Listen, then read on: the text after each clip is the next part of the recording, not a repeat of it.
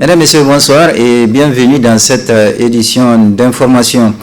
Aujourd'hui, nous recevons comme invité Bizou Moussa, il est le secrétaire général de la coalition ASSO-EPT. Avec lui, nous allons parler des conditions dans lesquelles la rentrée scolaire 2020-2021 s'est effectuée.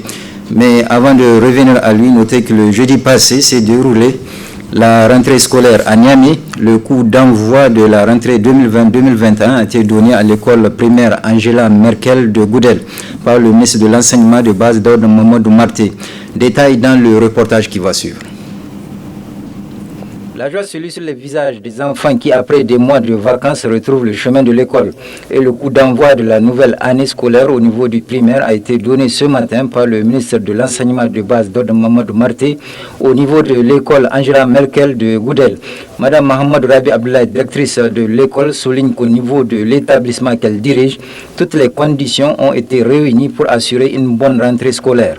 L'école Angela Merkel compte 674 élèves, dans 351 filles. Donc oui, toutes les conditions sont réunies pour cette rentrée. Parce qu'on a eu les fournitures depuis les dimanches. Donc le ministre était de passage même ici. On a fait le lancement ici. Donc les élèves ont reçu leur fourniture qui peut nous servir durant l'année scolaire. J'attire l'attention des parents. Ils ne viennent pas à temps pour inscrire leurs élèves. Ils attendent le jour de la rentrée, vous voyez. Ils sont là, les parents. Donc, de faire tout du 15 jusqu'au 1er de venir inscrire leurs enfants. Ainsi, au niveau de l'école primaire Angela Merkel de Goudel, sitôt les fournitures nécessaires sont-elles distribuées aux élèves que l'enseignement a commencé dans toutes les classes avec la leçon de morale intitulée « Le règlement intérieur ». Monsieur Bizou Moussa, bonsoir. Vous êtes le secrétaire général de la coalition ASSO-EPT. Alors, est-ce que vous êtes satisfait des conditions dans lesquelles la rentrée scolaire 2020-2021 s'est effectuée? Bien, merci Ali pour vraiment cette occasion que vous nous donnez au niveau de la coalition ASSO-EPT d'être l'invité de votre journal.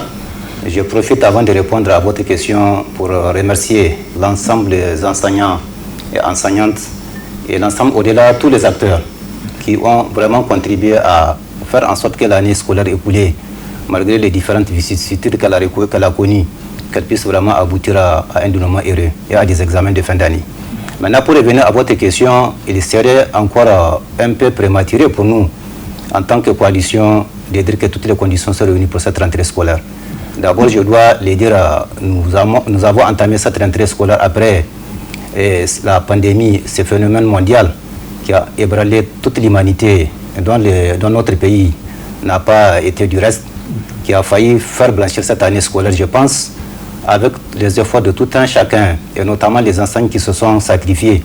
On a abouti à une fin d'année, comme j'ai dit, une fin d'année heureuse. Maintenant, par rapport à cet aspect, la pandémie survient toujours, puisque, comme vous le savez, chaque jour, le ministère de la Santé publique arrive à brosser un tableau par rapport à l'évolution de cette pandémie. Et au niveau mondial, aujourd'hui, il n'est un secret pour personne, notamment en Occident, quand on parle de la France. Aujourd'hui, la pandémie refait surface et de façon encore plus inquiétante. Pour nous, nous avons eu des difficultés pour pouvoir quand même instaurer un certain nombre de mesures barrières, puisque ça, c'est pour tout le monde. Est-ce qu'aujourd'hui, avec la reprise, les conditions des mesures barrières, puisque c'est de cette maladie surtout qu'il faut parler, sont réunies? La question reste posée. Puisque nous retournons, nous savons que c'est un facteur de transmission au niveau des écoles. Si toutefois on ne prend pas les mesures, vous avez vu même vers la fin de cette année scolaire, il y a des écoles qui ont été, en tout cas qui ont inquiété, puisqu'il y a eu des cas qui ont été détectés. Donc pour nous, pour un premier début, en tout cas, ce que nous estimons, nous souhaitons à ce que l'État fasse, que des mesures soient, en tout cas de façon précise, prises, pour que vraiment les enseignants et les élèves puissent être protégés par rapport à cette pandémie. Le second aspect par rapport à cette rentrée qui peut nous permettre de croire peut-être que la rentrée, qui peut nous permettre de juger si la rentrée peut être effective ou pas, c'est d'abord, vous savez encore, notre pays a été frappé par les inondations. Les espaces ont été occupés, notamment les établissements scolaires.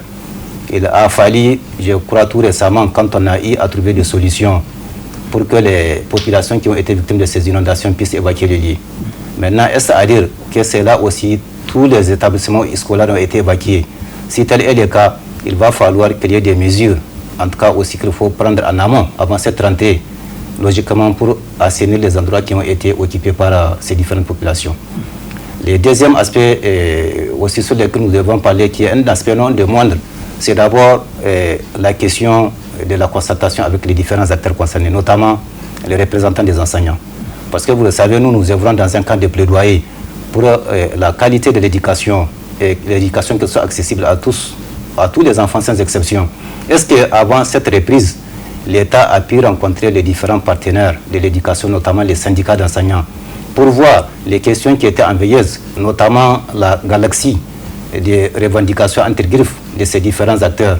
Est-ce que l'État a passé en peigne fin tous ces aspects pour qu'on pense avoir une année sereine? Parce que le tout n'est pas de commencer quand on va reprendre. Nous, ce qui nous inquiète au niveau de la coalition, c'est qu'il n'y a pas encore de perturbations. Maintenant, si en amont, il n'y a pas eu cette concertation, c'est que ça veut dire que le problème reste en veilleuse et qu'il va falloir très rapidement, peut-être l'État et le gouvernement, qu'ils puissent rencontrer ces différents acteurs de la société civile, les différents représentants des syndicats, pour que vraiment qu'on s'entende sur un minimum et qu'on ait une amorce d'une rentrée saine qui ne soit pas perturbée. La deuxième chose que j'aimerais évoquer, c'est la question de fourniture scolaire. Nous ne sommes pas dans les secrets de ce qui s'est passé. J'ai suivi un élément tout de suite sur votre écran où la directrice a réaffirmé que les fournitures ont été mises à leur disposition. Maintenant, si cela est dans toute l'étendue du territoire, nous disons que c'est une très bonne chose. Au cas contraire, ça va encore être un fardeau sur les dos des parents d'élèves. Et quand on sait les conditions dans lesquelles la plus grande couche d'âge, j'allais dire, qui est celle des parents des pauvres, des enfants des pauvres, notamment l'école publique, ça va être une situation encore de plus qui va contrarier le bon fonctionnement de cette rentrée scolaire. Il y a une question encore qui revient, c'est qu'il semble qu'il y a un nouveau programme que l'enseignement primaire avait élaboré, qui est ce qu'on appelle les MAQ, les paquets minimums pour l'accès à la qualité de l'éducation, accès sur la qualité de l'éducation. Et ces deux guides qui ont été élaborés, il semble qu'il y a un guide en maths et un guide en français. Malheureusement, il semble que les guides, cette rentrée va commencer avec ces guides-là, avec ces documents. Malheureusement, il semble que la répartition au niveau des écoles n'a pas été suffisante, puisque les enseignants qui sont censés être les premiers à s'imprégner de ces documents, ils n'ont pas encore eu ces documents de façon suffisante. Il semble dans certains endroits, c'est à eux-mêmes, ces enseignants, de photocopier ces documents pour qu'ils puissent les parcourir et voir ce que cela comporte. Nous pensons à cela, l'État doit faire un effort supplémentaire pour que, puisque c'est une innovation, une très bonne chose. Il va falloir que les premiers acteurs qui vont mettre en œuvre vraiment cette nouvelle réforme puissent d'abord de façon pérenne être investis de toutes leurs prérogatives en s'inspirant de ce qu'il y a comme contenu pour qu'ils puissent valablement vraiment faire parvenir ce contenu-là au niveau des différents acteurs. Voilà de façon très rapide. Peut-être un autre aspect, il aurait fallu, eu égard à ce que je venais de dire par rapport à cette pandémie, peut-être qu'il y ait un mécanisme de sensibilisation. Parce que là a été fait au début, quand la pandémie a commencé. Mais il semble, à cette rentrée-là, on aurait dû mettre l'accent aussi sur cette sensibilisation pour que les parents soient encore, et même les élèves et les enseignants, qu'on puisse leur rappeler leur rôle, en tout cas de veiller à ce que cette maladie qui est la Covid-19, à travers les mesures barrières qui ont été édictées, qu'on les rappelle de façon constante, même si ça passe des fois sur les zones, mais qu'il y ait des sensibilisations encore plus poussées pour que cette maladie, cette pandémie puisse être contrariée au niveau des établissements scolaires. Ensuite, selon vous, quels sont les mécanismes nécessaires qu'il faut avoir pour que la nouvelle année scolaire soit une réussite?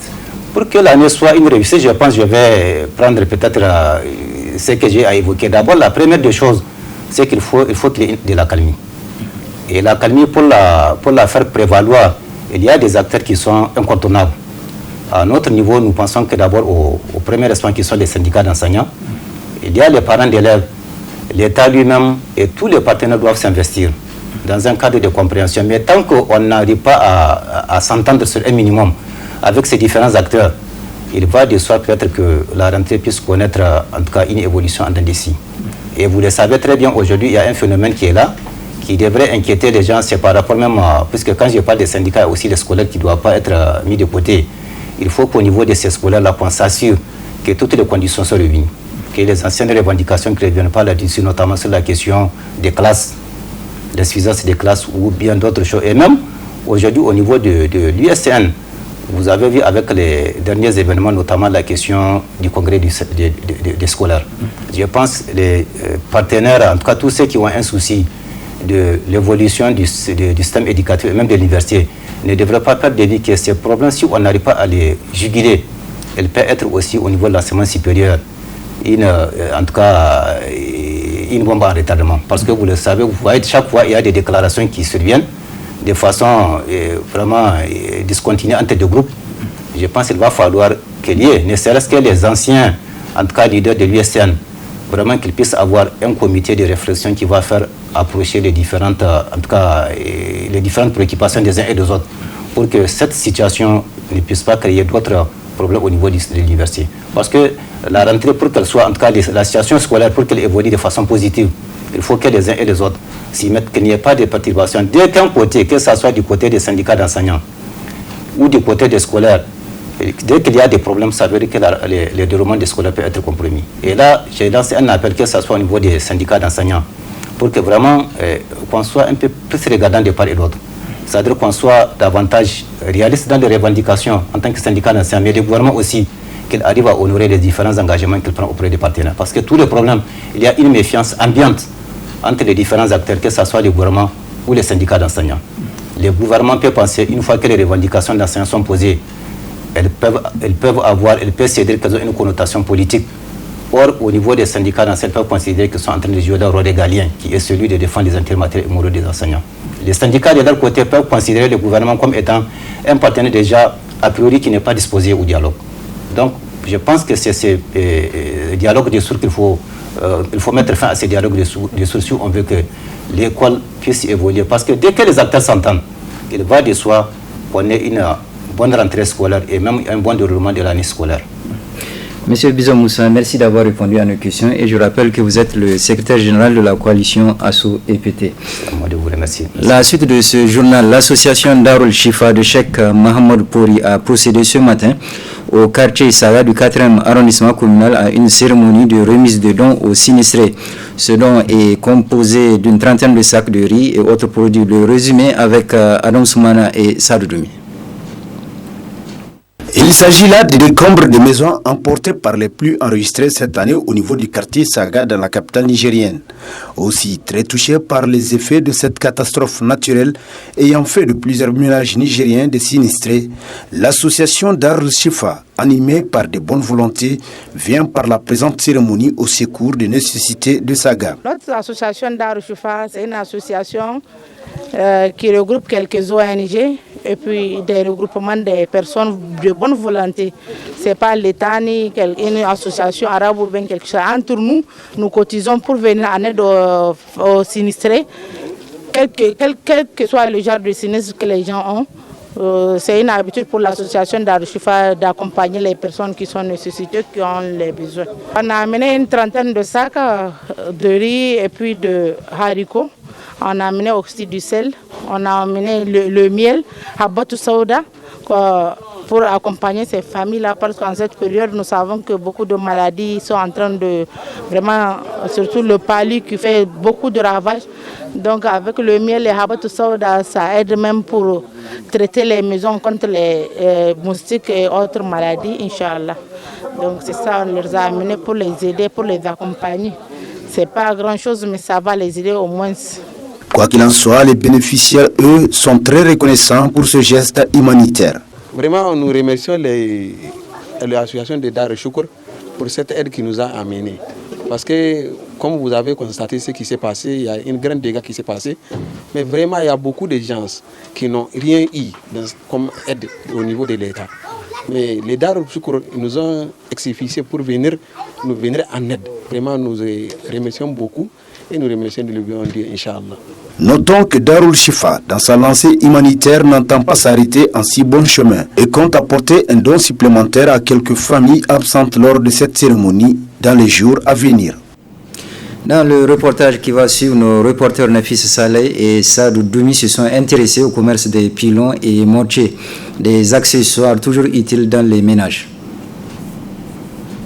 Confectionnés à partir des troncs d'arbres, les mortiers et les pilons occupent une place de choix dans beaucoup de foyers au Niger. ces matériels de première nécessité dans les travaux ménagers continuent à être appréciés à leur juste valeur par beaucoup de foyers. Nous sommes venus de Congo-Zarmagandé acheter des pylônes. Comme c'est la saison d'hivernage, les prix sont abordables. Généralement importés de certains pays voisins, ces mortiers et ces pylônes sont revendus ici à Niamey dans plusieurs points de vente, à l'exemple de celui du marché Katako.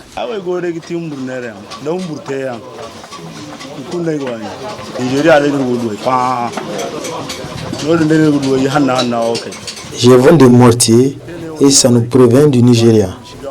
Les gens viennent payer en quantité, surtout pour les jeunes mariés. Nous vendons beaucoup par jour. Alhamdoulilah, le commerce marche bien.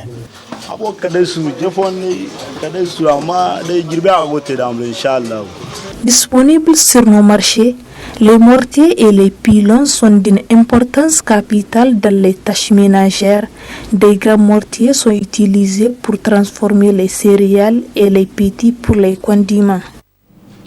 Amener les jeunes à connaître l'histoire du football nigérien, c'est dans cet esprit que la FENIFOOT, en collaboration avec l'Association des anciens footballeurs internationaux du Niger, a organisé hier une conférence débat axée sur le thème « Les premières heures du football nigérien ».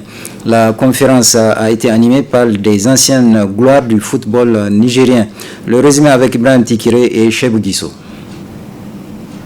L'histoire du football nigérien. Tous les grands témoins vivants ont répondu présents à la conférence débat organisée ce samedi 17 octobre 2020. Une initiative louable de la Fédération nigérienne de football en collaboration avec l'Association des anciens footballeurs internationaux du Niger. Une conférence débat sur les premières heures du football nigérien animée par des panélistes de marque. D'abord, le premier panel animé par Youba Diallo, deuxième capitaine de l'équipe nationale du Niger, Dembélé Abdoulaye, troisième capitaine de l'équipe nationale, et Najada Ibrahim, ancien joueur et proposant du nom MENA donné à l'équipe nationale. Le football nigérien, nous pensons qu'il a démarré vers les années 46-50.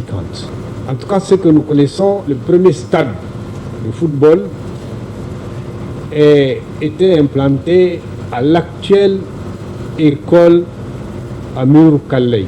Le football au Niger n'a pas démarré avant 1946.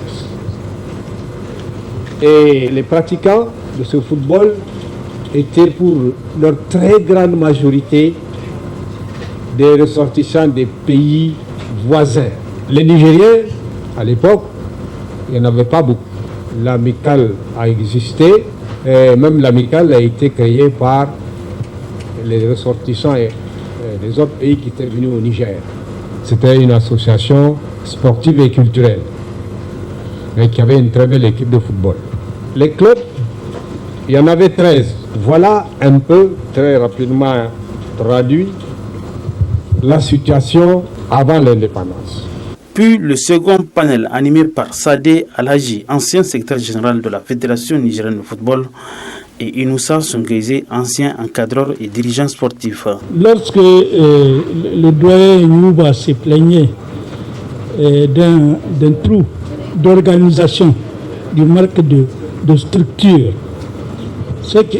il semble oublier que nous étions quand même sous domination française et que les équipes de football, comme toute autre équipe, sont sorties de ce que peut-être les Anglais appellent clubs, qui sont à peu près des groupements d'intérêt économique. Or, sous l'administration coloniale, les sujets que nous étions, il y a 3 strates des Français là, dans le domaine français. Il y a des citoyens qui sont même les gens de France là-bas. Il y a des administrés dont la SDN, la Société des Nations, a confié la gestion à la France. Il y a des protégés, les populations des protectorats. Et il y a nous autres sujets. On nous appelait des sujets. Or, les sujets n'avaient même pas le droit de se réunir avant 1946. Ce n'est qu'en 1946 que la liberté de réunion, une loi de 1881, a été rendue applicable en avril 1946. Cette conférence débat sur les premières heures du football nigérien a été suivie par le vernissage du livre Histoire du football nigérien, tome 1 du professeur Bourema Alpha Gado, un ouvrage financé par la FENIFOOT qui retrace l'histoire et l'évolution du football au Niger. C'était en présence du ministre par intérim de la Jeunesse et des Sports, Asman Mahalem Issa, du président de la FENIFOOT, le colonel-major Pelé, et de plusieurs invités. Ce journal est à présent terminé. Merci de l'avoir suivi et je vous souhaite de passer une excellente soirée.